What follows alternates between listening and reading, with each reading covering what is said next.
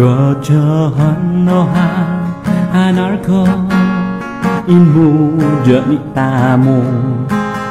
An pen hodon umat changjan mun among ni piho jain papasuan ni tamo tenali chuo itai namfu ang hijau ni kun mangchat ni fiah tao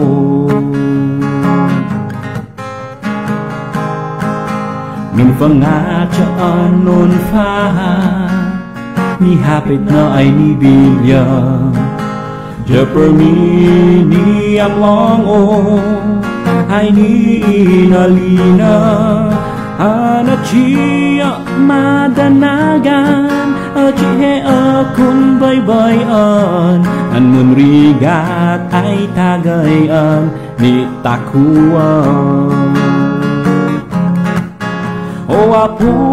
madayaw maday-dayaw mun amlong hitay puho nugoh na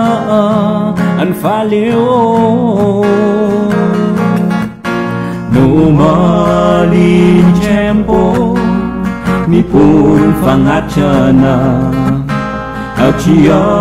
madanagan minumulong chojo tinamatia ay hija tiha inja imfolay na o apu ekod utay biago ay heo o apu madayawa maday-dayawa mun amlong hitay puho nugoh na an faliw homo jaifa itortogoy tao an mun serbi ay hija engka na cumat ngana tan mi terfitay pitakuan anong akun umat changjan tihay osto an panoh tao jodofu ni jan o apu madayawa maday-dayawa mun amlong hitay puho